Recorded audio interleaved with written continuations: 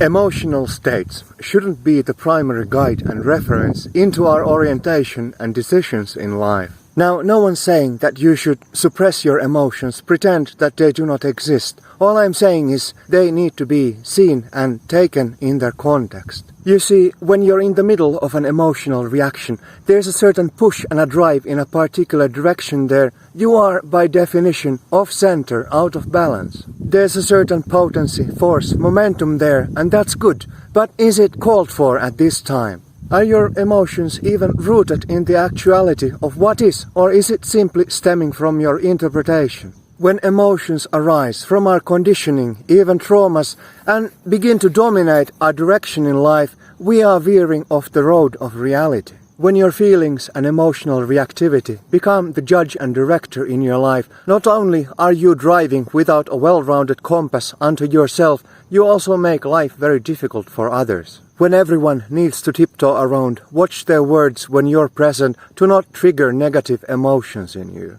Because you are ever so convinced that truth has been validated because you feel very strongly about it.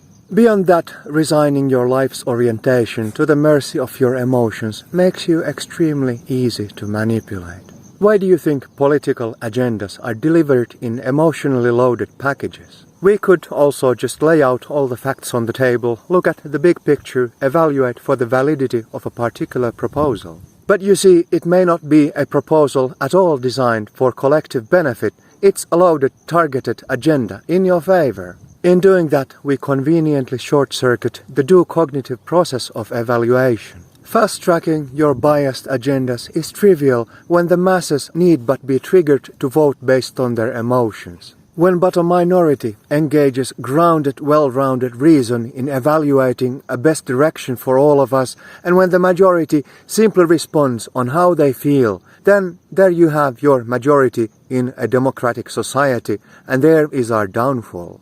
It's not that we shouldn't all have a say in things that impact all of us. All I'm saying is that the leadership in themselves need to stop manipulating the emotions of the masses, engage in transparent operation. And for all of us, let us be aware, if we elect leaders based on our feelings, the chances are very real you have simply been emotionally manipulated in a particular direction. Be aware of that. Self-awareness. As noted, looking at your emotions in their broader context, where do they stem from? From your needs, your wants, your fears. Then pausing to reflect, are these needs, wants, fears, hopes, desires, in the big picture, best for all? Or are we driving in a particular slanted direction? There can only ever be fairness and justice for all when we are in balance. Right there, in the middle of all things, not east or west, left or right, up or down, blue or red. In the Greenland zone of our awareness. Not all over the spectrum in polarized extremes.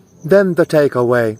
The momentum rising in your emotions, recognize its origins, recognize its purpose, and make it count. Don't go wasting your emotions. Lay all your love and anger and the rest of your emotions to where they belong.